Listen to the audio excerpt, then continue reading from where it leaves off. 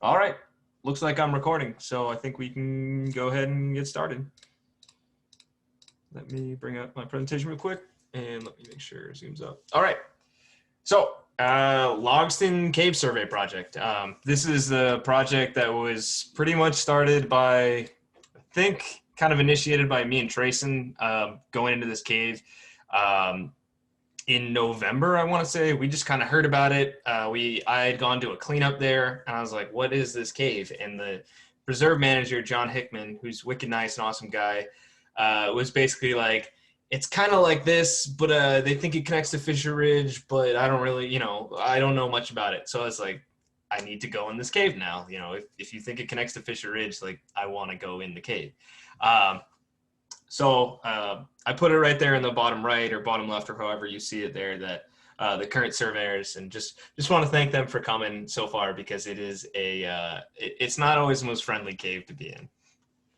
So um, I'm going to start with just kind of our first trip in and move on from there, just so you guys all get an idea of what the cave is like. Um, this was the map that was given to us when we first went in the cave. We were kind of told the cave starts, it goes for 500 feet and kind of ends at this traverse room, and the air disappears, and lots of pits in there. So it's super interesting. It's kind of like alpine cavey. So I was excited. And the description online was really odd and vague, where it says the entrance is a vertical shaft approximately 35 feet deep, which enters a crawl to a series of 8 drops, 15 to 60 feet in depth. The cave's over 200 feet deep, approximately 500 feet long, and very close to known passage in Fisher Ridge. So I heard that, and then we went in the cave, and things didn't really add up. The 500 feet long, but then what we found versus the idea that there's 8 drops in there, but there's only 5 drops on the map. It made me and Trayson really confused, and we basically thought that somebody's just lying to us about this, and this cave must connect to Fisher Ridge already, and they just don't want to tell us. That ends up not being true, but it helped us get the bug for it anyways. So this is the entrance to the cave. It's hard to get a good view of what the pit really looks like, because it's hard to just kind of look down into it. When you're standing up above, you can't tell if it's 20 feet or if it's 60 feet deep. And in the end, it ends up being 20 feet deep. And there's flowstone and little stalactites on the walls all around it, which is kind of interesting because it's an open air pit. So it clearly used to be covered from the surface to allow for those to form back in the day. So when you drop down into the pit there, it's like 20 feet deep. You get into this thing that we've been calling the polar vortex. I don't think that the original surveyors were going in it when it was very cold outside. And actually, I know that they weren't. But when you go into this thing called the polar vortex, you have a low crawl about 40 feet and then a damp crawl about 50 feet. And the whole thing blows an insane amount of air. Like, it really feels like there's just a fan going on you. And it sucks so much air in that there's icicles into the cave like 60 feet down this tight tube passageway. And that's after you've already come down the 20-foot pit. So the low crawl is kind of painful. It's kind of hard for some people. And there's a little gate right there, which is kind of ridiculous. And we've moved it out of the way a bit. It's a bucket that they have driven rebar through and put concrete into. I don't understand how this really worked as a gate in the past, because now it just functions as some sort of awful like makeshift trap that you might poke your eye on. But after you get that, you pop in a small room, and then you go down this like little 5-foot pit thingy that you climb down into, go down a little slope, and then you get to like the 50-foot damp crawl, which really sucks. It didn't used to be damp, but now as the season's gone on and it's been pretty wet, there's lots of water that comes down into this and basically turns the whole thing into like a gravelly mud hole that is very cold and windy. And you get through, and there's like an 11-inch squeeze and like a 12-inch squeeze, and it's not that bad. Most people can fit through it, and it's not like perfectly 11 inches across, but really at the tightest point it is. After you do these 2 little squeezes, you can basically see where it starts to open up again, but first you have to go through a belly crawl that the old surveyors labeled the wet womp, which is very applicable because it's basically the only spot in the cave where if it's a mostly dry day that you're still going to get wet. It's a little belly crawl where you go for like 3 feet, you just belly crawl, or as I do, plank through about an inch of water. And it's just not fun, and it's just the lamest part of the cave because you just have to get wet and it sucks. So after that, you have the like initial drops. So you have the entrance pit was 20 feet deep, and then after you pop out of the wet womp, you come into this room which is like noticeably warm and foggy, at least in the winter. And we started calling it the polar escape because there's so many pits in this cave that we can't deal with like calling them pit 1, pit 3, pit 6.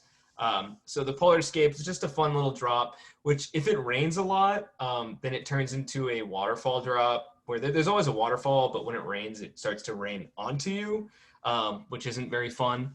And when you get to the bottom of that, there's some big rooms that are basically a series of 3 interconnected domes that I believe have been formed as the chert layer has like migrated backwards, which I'll talk about a little bit later.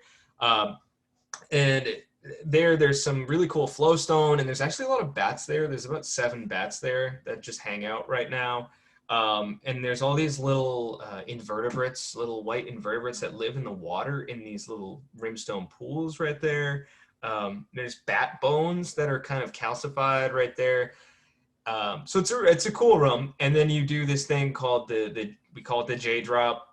We call it a J hang, but it's not a J hang, where basically you drop down the pit about 35 feet and the pit keeps going 15 feet more, but instead you kick across the pit and you try to land on the other side of it. And that's the picture on the left there. But you try to land on the other side of the pit, and there's a little a bolt there that you can kind of grab onto, and the rope connects to that. And you grab onto it and pull over. And then after that, there's a little crawl, which leads to the twins. Tracy and I have started calling it.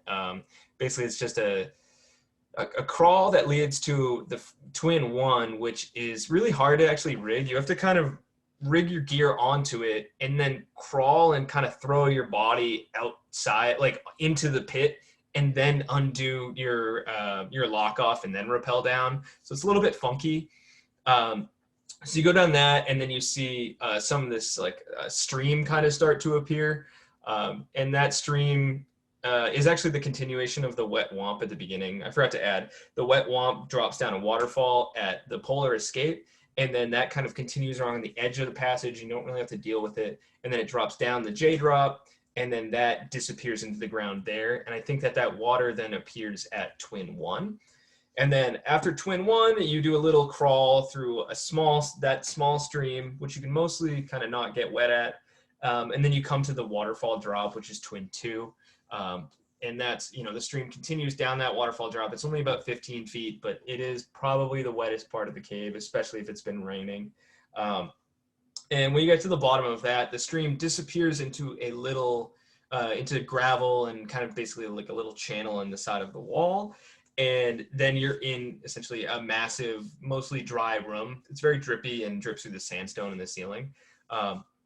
But this huge room opens up, and it's called the traverse room, or the traverse pit room, because you go up a slope and there's just a huge pit in the middle of the room. You need to do a traverse to get onto the other side of the pit where there's kind of a room.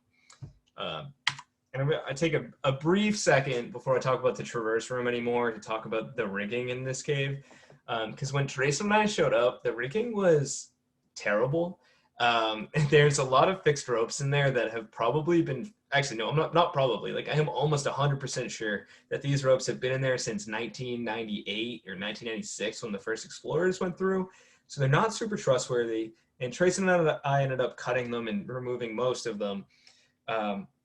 But other than that, the SCCI, I think when they acquired this, put some nicer bolts in there, because there are nice Petzl long life bolts in there. But then they also put galvanic bolts on the galvanic quick links on the stainless steel bolts and hangers. So it just created lots of these awful corroded,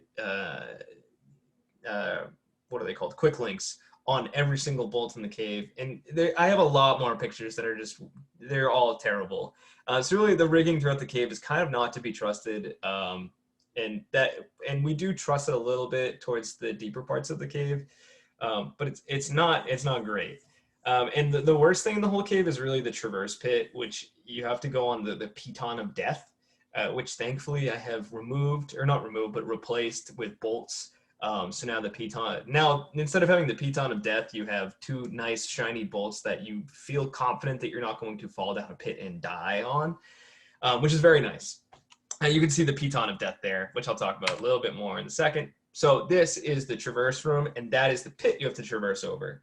So you start, and you're kind of doing a traverse where it goes from the piton of death to a nice archway on the other side. It's a webbing archway, or it's webbing around an archway. So basically you clip to this piton of death traverse line, and I actually advise people to take an ascender and clip it so it's facing the other side of the traverse pit, because originally I didn't know it was on the other side, but I felt like anything was better than this piton, and I just didn't trust this piton. So I felt like even if I fell and the piton blew out, my ascender would still catch me on whatever is on the other side of this pit. And I actually ended up putting a dynamic rope there for a while too, just to lessen the strength or the fall factor on that piton. So when you're doing this traverse, it's over top of this 60-foot pit, which is really hard to see. So if you don't know much about the cave, you might start trying to do the traverse, like without even worrying about the line, without even clipping into it, because the pit is kind of underneath and behind you. So when you first start to go into the traverse, you step down this really muddy and slippery slope. And then, at least the way I do it, is I kind of hop over this from the slope to this ledge that's also wet and kind of sloping. And that one little hop, while it doesn't seem that scary because there does appear to be a ground below you, you're essentially right over top of a 60-foot pit. So if you fall, you would probably die. So it's really nice that the traverse line was there, and I think it really needs to be emphasized that people need to use it, because it's very hard to just notice this pit before you do that jump. It's really after you do it that you look back and you say, wow, that is not fun. That is a scary pit. So when you get across, you have to do a little, you have to jug up the line on the other side a little bit, and you go down this breakdown, or you go up this breakdown climb, and it just hails breakdown down. Since we've been going, we've probably moved the slope back like 5 or 6 feet, and I really try to avoid it, but it's just about impossible. And when we got to the other side, we were here on the map. That red there on the plan and the profile is basically we reached the end of the map that we were aware of, and me and Trayson started looking around. We looked to the right and to the left, which are kind of not on the map there, and we didn't see much. And we were actually just about to head back. I was doing something, and I was like, hey, I'm going to do this, and then let's head back. I think I was taking pictures or whatever. And I'm like just about ready to head back, and Trayson goes, hey, did you see this little crawlway? Like, sorry, one sec. I was just looking at Weston's little comment there. Yes, the traverse jump untethered is terrifying, and I know people have done it, and I hate them every day for it. But yes, so we didn't see anything, but then Trayson's like, hey, Christian, did you notice this? And I was like, oh yeah, I think I did, and I just never thought much of it. And he's like, I'm going to go in here. And I was like, okay. And he's like, it keeps going. And I was like, oh, okay. So I pop in, and I was like, oh, there's a canyon over here. Let me go through this little fissure. So I pop through this little fissure, and I'm going for a while. It's terrible. It's tight. And Trayson goes ahead. I start coming back, and I yell for Trayson. And I hear him saying, like, it keeps going. It keeps going. So I pop into this room, and all of a sudden, I'm beyond that red square there in what is basically a tight, I don't know if you can see my my cursor at all, but there's I pop through this tight little crawl into this room, and I'm like, this is awesome. Like, are we now in Fisher Ridge? Because I believed that they were lying to me about it not connecting to Fisher Ridge. So I was like, of course, we have to be there now. This is all like a little game and a secret that they've kept from us. But we go through there, and then Trayson goes a little bit further, and we pop through, and we actually end up in this larger canyon that's kind of in the middle of the map that goes north and to the right, and then kind of just ends. And that was kind of unfortunate, but we were like, well, we go back and we saw some little crawls over here. And, you're like, how many little crawls are just going to lead to a huge canyon? I mean, you know, it seems like little crawl leads to more, little crawl leads to nothing, but not really in this cave.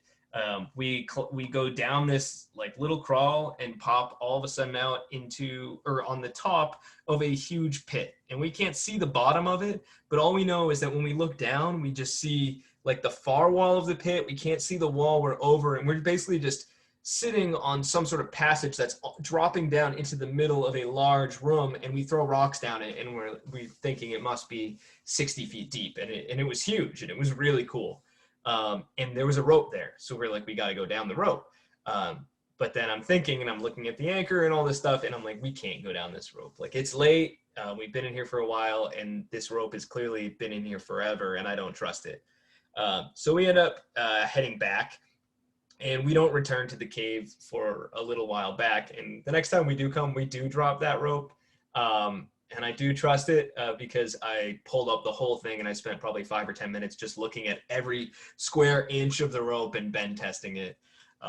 Not advised, but I've watched enough of Derek Bristol's videos saying that he's dropped, or he's tested 30-year-old ropes in Lechuguilla, so I trust him. So just a quick little history of Logsdon, so we're all kind of on the same page with the info that I have. So the cave, I'm pretty sure, just this is what I've heard word of mouth, it was originally found and dug as a potential connection to Mammoth Cave. You know, back during the cave wars, everybody wants a connection. And it clearly looks like there's some sort of crazy mining operation going on there. I mean, I've seen cave digs like this, but I think it was a little bit different. And they were just lifting tons of stuff up and out of this pit, which was probably blowing and sucking a ton of air back in the day, which is probably why they did it. So I don't think they ever made a connection there, and I don't think they really ever got beyond the pit and some of the first little crawls. And then the project gets picked up in the 90s. I'm pretty sure it gets picked up by some of the Nashville Grotto cavers, because I know that they're the ones who really start pushing it, at least later on. And it ends up getting donated to the Nashville Grotto by Bill Holiday. So they push it, and they go and they break into some larger cave, and I think in 1996.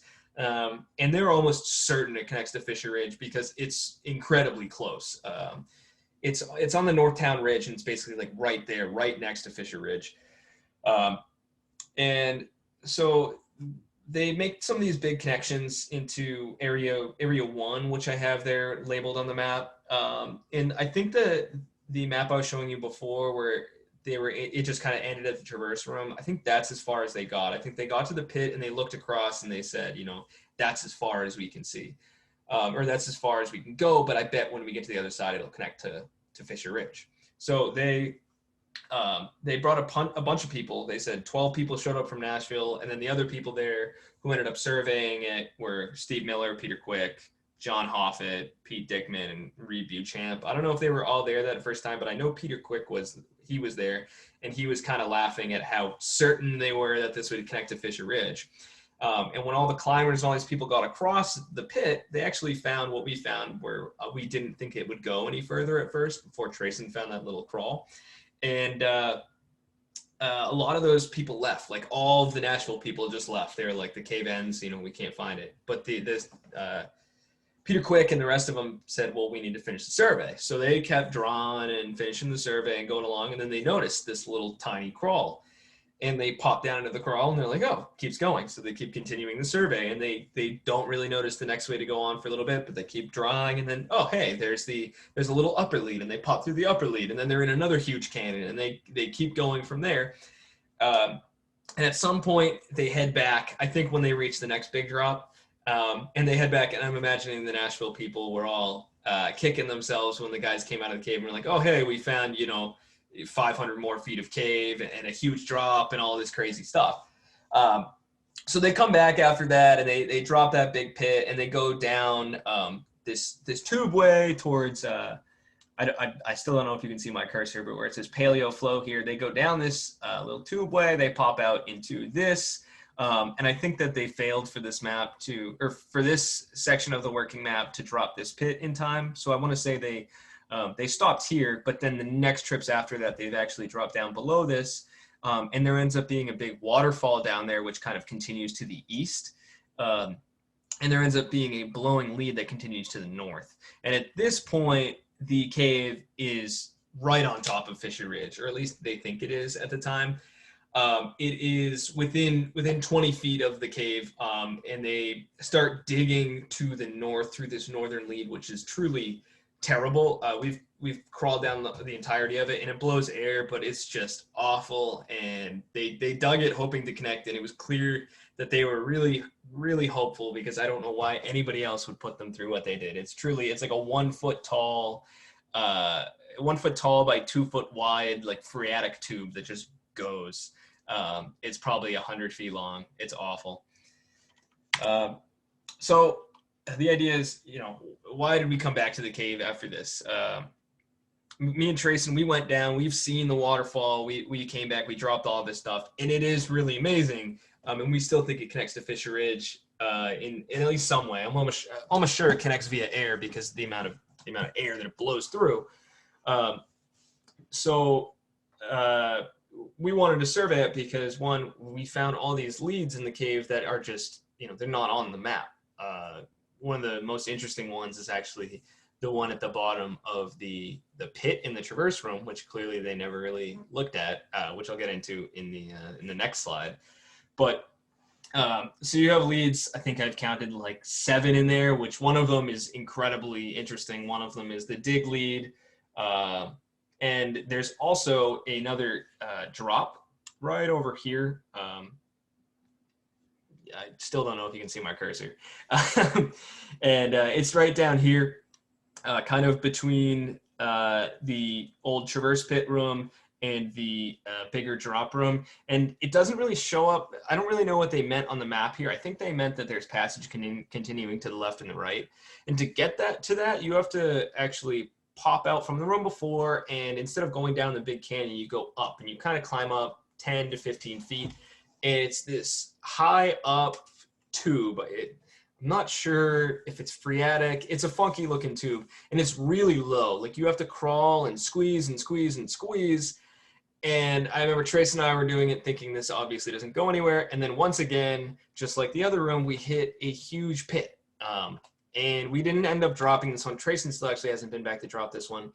But I ended up dropping it a while ago with the rope that was there. And again, I pulled the whole thing up. It was terrible. It's an incredibly stiff rope, and you basically cannot go down it. It's almost impossible. I had to do some awful stuff with my bobbin and C-rigging in and taking a beaner to give myself less friction. It was really funky. But you get down to the bottom of it, and it's a big canyon, and it just goes, and then it turns to the right, and there's another 20-foot drop, and there's no way to get down it. There's no evidence of any good natural anchors, and there's no evidence of any bolts or permanent rigging that's been placed there. So I don't think anybody's ever been down it. So again, incredibly promising.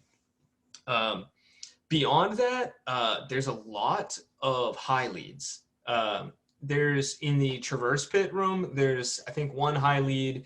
In some of the middle rooms, there's some intermediately high leads that I don't think anybody's ever been to. And then in the final room where the waterfall is, there's actually the waterfall canyon cuts in, it drops down into the waterfall, but then it also continues up about 10 to 15, or probably 15, 20 feet off the ground, and just continues along where I would have guessed that the waterfall water used to flow back in the day. So my thought is that, you have all of these large canyons connected by like tiny little fissure passages or phreatic tubes. So wouldn't it make sense that if you pop up into this high lead, that you will be able to go and drop into the canyon on the next level of the cave, or into the canyon, like the next next west canyon. So I think there's just a lot of potential there. The whole cave is just, tiny crawl connects to pit, tiny crawl connects to pit, connects to the ceiling of a pit, which drops down. The cave really has just shown that every little tiny connection that you can make might go somewhere. Any tiny passage is promising, which is not like a lot of other caves I think we see around here, or at least in Western Kentucky, west of Mammoth, where everything that's tiny kind of end up being a horrible, awful drain that just goes forever. So I think I have listed low leads in a large canyon, high leads, and then current survey insights. So the biggest insight that we have that we've gained is basically that they didn't survey half the cave. The cave they have is currently, or the cave map that they have listed as 1,208 feet deep. We have gone as far as that red box there. That's the extent we've surveyed, and we have around 1,250 feet. So we've done maybe half the cave, and we've found the same amount of passage they have for the whole cave. And this isn't even the point where it really gets funky. You know, it gets really funky with lots of leads after what we've done. This was really basically us surveying into the interesting part of the cave. The green box we have there is a weird lead that just kind of goes off from the polar escape drop. And the red box there is, I think I just have that actually in so you can see where the top of the end of the traverse pit room is.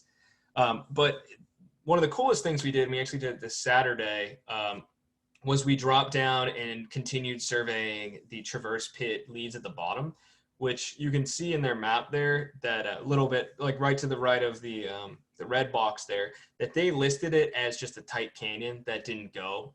And in one of the older maps, it actually literally says like too tight canyon or something along the lines of that.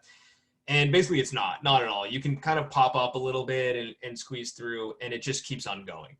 And it goes and it goes, and then it gets really tight. And you go along this canyon that's, I mean, it's probably a average of 1.5 feet wide, and it can be anywhere from 30 to 10 feet tall. And it gets bigger and it gets smaller. So just getting through it is not very fun. And we surveyed to the point where all of a sudden I said to Trayson, like, oh, I don't think we're going to be able to go forward anymore. And at this point we were kind of excited that we might hit something. So we were kind of bummed, but I was like, you know what, I'll try it. And I squeezed through this, terribly tight little passage. And I'm small, so you got to think, if it's small to me, it's small to everybody. So I squeezed through that, and then all of a sudden I see a big rock has fallen down into the canyon in the spot where it's good to fit through. So again, I yell back. I was like, no, there's a rock. We can't even keep going. And I'm like, I got to try at least a little bit.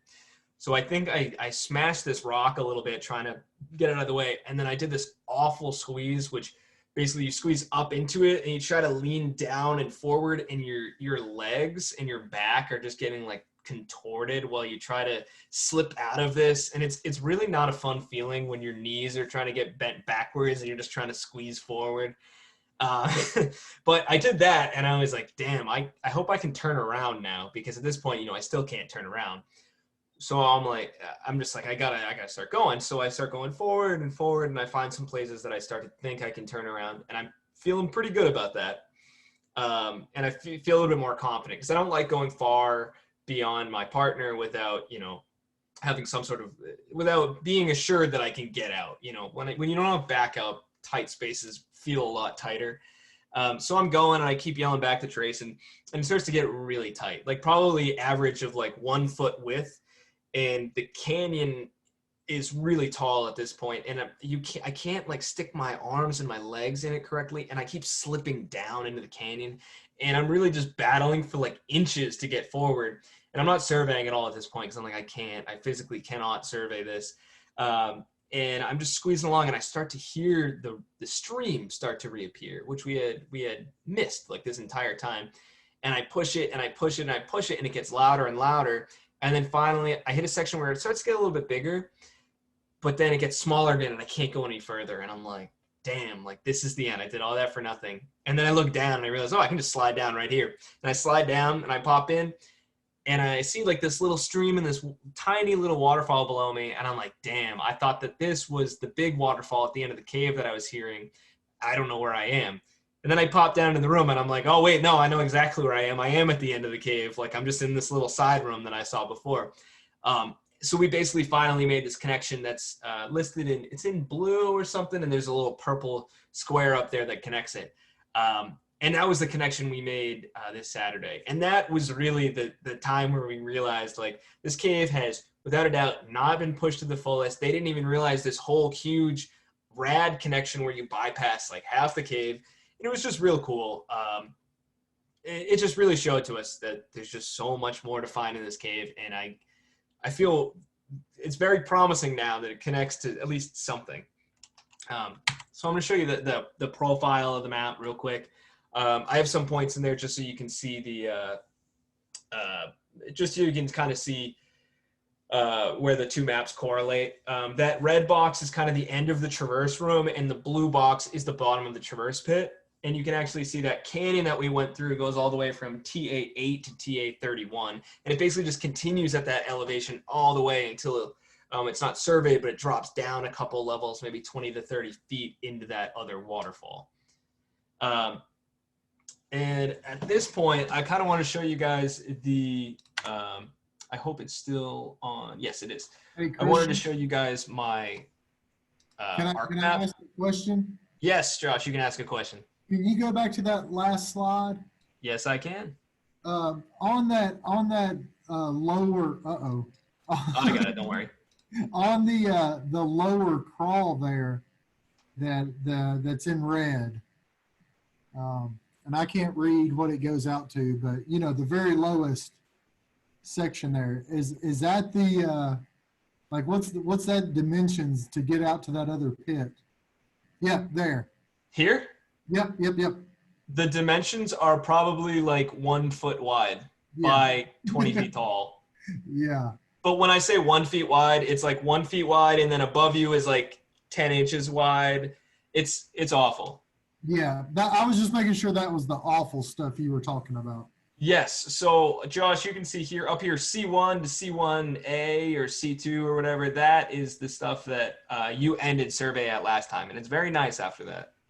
Yeah, no, if you invite me back, that's where I want to go. No, Josh, I would never make you go to the Too Tight Canyon. All right, so I have my little arc map thingy, which I always love to show people, because I really think that this is one of the interesting things. This is one of my favorite things of the cave. Let's see if I can make this a little bit more fun or nice to view.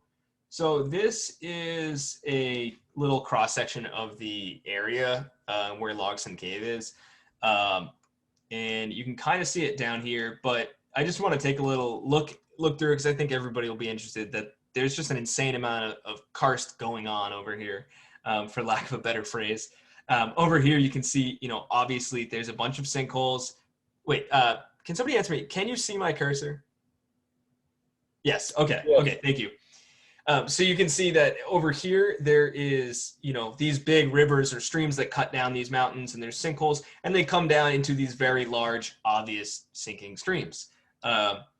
Over up here, you know, you see a bunch of big sinkholes, which may or may not be the quick entrance to Fisher Ridge. And then down here, or right here, this is the Logsdon Basin, or whatever you want to call it, where basically I think the water is flowing off of this ridge line here, and it's hitting this little cliffside here, which is about 6 to 10 feet tall, the cliffs.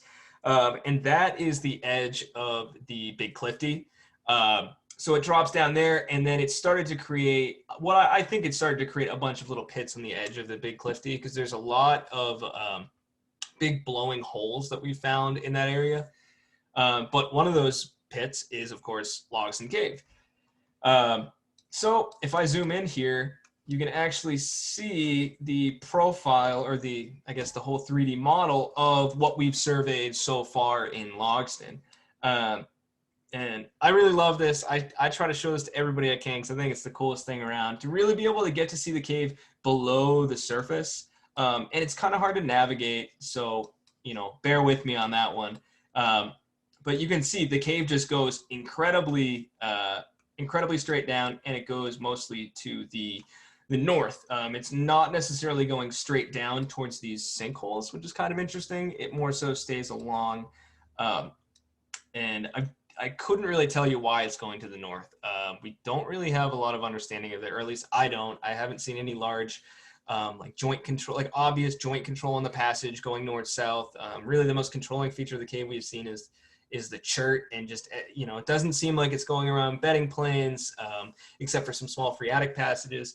So I think it's interesting that, you know, it clearly does not care about the surface topography. It's going down, and when I say it's going down, I mean it is below this valley line here to the west. Oh God, I made it worse.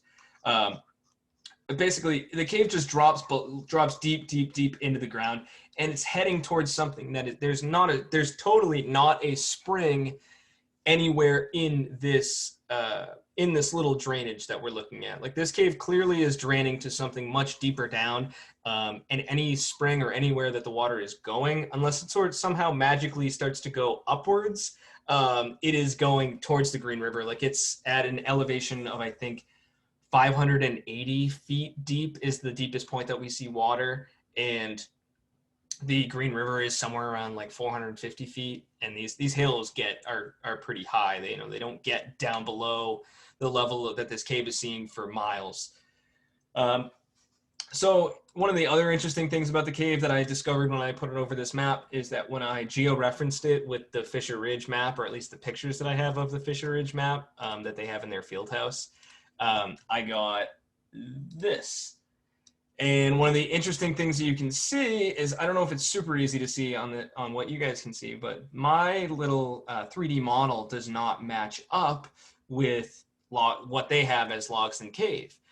And this took me probably a whole day to sort out, because, when you do that, you basically think, well, I must have geo-referenced it wrong, or maybe I put the cave in the wrong place, or maybe their map is wrong, or just all these other things. And I spent a whole day trying to figure this out and narrowing down the issues. And then when I went out back in the field, I confirmed what I had previously thought, which is that, yeah, they just put the cave in the wrong spot. I geo-referenced it to the quick entrance and to the all of like the topographic features around. So I know basically my georeferencing is correct, and the location of the cave, at least in relation to the quick entrance, that it should be correct.